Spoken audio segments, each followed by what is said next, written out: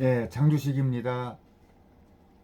이번 시간에는 그 2030 플라자 그 칼럼에서 여성들은 이제 무례한 남자에게 항의하기도 무섭다라는 그 제목으로 그 내용을 따라가 보겠습니다.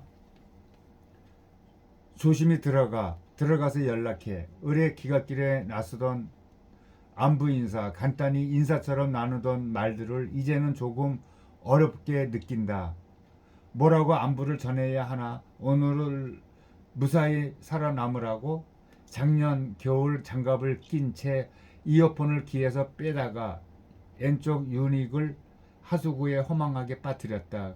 그래도 내게는 오른쪽 유닉과 본체가 남아 있었지만 상심이 너무 큰 나머지 한참을 서랍 깊숙한 곳에 처박아 두고 있었다.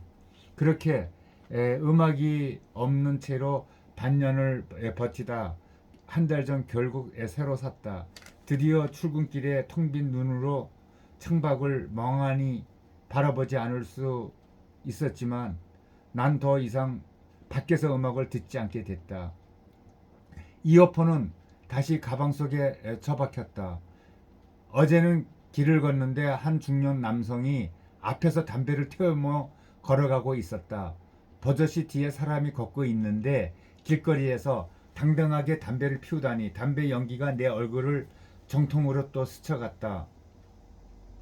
나는 자연스레 담배 연기를 흩트리며 손을 들어 히히 저으면서 그를 앞질러 갔다.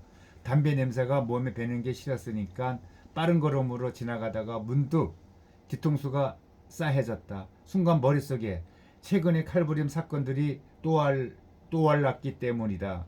그 모든 칼부림 사건에는 그 어떤 이유도 어떤 당위 목적도 없었지만 나는 어느 순간 방법도 모르는 채 칼 맞을 행동을 하지 않도록 조심하고 있었다. 살아남기가 큰일이 된 세상에서 길거리에서 노래 듣기는 사치가 되었다. 나에게 무례하게 구는 이에게 조금 티를 내기도 두려워졌다. 출근길 지하철이 평일 대낮 공원이 그냥 내가 발 딛고 있는 모습 공간 그 순간이 내 죽을 자리가 될 수 있다는 그 불안감이 또 내 일상을 또 뒤엎었다. 일상이 공포가 되는 순간은 여태까지도 많이 겪어왔다. 나는 카메라 렌즈를 무서워한다. 예전에 인터넷 이전 설치를 하며 키즈 케어 서비스라는 것이 있어 함께 신청했다. 이 서비스는 현관문이 열리고 닫힐 때 휴대전화로 알림이 오게 하는 서비스와 집안에 설치하는 방범 카메라가 같이 포함되어 있었다. 내가 집을 비웠을 때 집에 어떤 일이 일어나는지 알 수 있으니 안전장치가 될 수 있겠다 싶었다. 호기롭게 설치한 날 밤 막상 샤워하고 욕실 밖으로 나오려고 하니 내 집에 들어와 있는 그 기계가 또 무서워지기 시작했다. 휴대전화 앱을 통해 카메라가 작동되지 않도록 조작해 놓았는데도 저 렌즈를 통해 누군가 나를 보고 있지 않을까 하는 두려움은 또 사라지지 않았다. 결국은 일주일 만에 서랍에 처박혔다. 이런 종류의 두려움은 여성이라면 누구나 가지고 있을 것이라고 또 생각한다. 친구들의 노트북 카메라 렌즈가 스티커나 포스트잇 등으로 가려져 있지 않은 걸 본 적이 없으니까. 또 공중 화장실 문에 난 구멍이 휴지로 모두 꽉꽉 막혀 있는 것만 봐도 알 수 있었다. 이런 나의 불안감을 피우는 것들이 있다.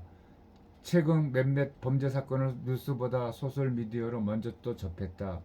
소셜미디어는 알고리즘을 통해 내가 검색어를 입력하지 않아도 무작위로 전달하는데 나는 또 피할 새도 없이 범죄 현장을 어떤 정보도 없이 칼부림 현장으로 같은 그 단어만 가지고 갑작스레 접하게 되는 것이다. 너무나 적나라해서 마치 따라하지만 똑같이 따라할 수 있을 만큼 우리는 전례 없는 정보 홍수 속에서 살고 있고 책임감 없는 콘텐츠들은 점점 더 폭력적이고 잔인해지고 있다. 한편에서는 일상이 두려움이 되고 현관에서는 폭력을 끊임없이 재생산한다. 현재 일어나고 있는 일련의 사건에 대한 이런 미디어의 영향을 완전히 무시할 수 없다면 반드시 자정작용이 꼭 필요해 보인다. 예, 그렇습니다. 예, 그 연약한 여성들은 이제 어딜 가든지 조금 요즘 사건 사고가 많이 일어나니까 조심스러워질 수밖에 없는 것 같습니다. 그래서 뭐 호신봉이라든지 여러 가지 그 호신용 기구들을 갖고 다니는 것 같습니다만 또 그렇게 하지 않아도 될 그런 깨끗한 그런 사회를 만들고 싶습니다. 우리나라가 얼마 전까지만 해도 전 세계에서 치안이라면은 선진국이었는데 이제 그 말도 얀말이 되어가는 것 같습니다. 아주 심각합니다.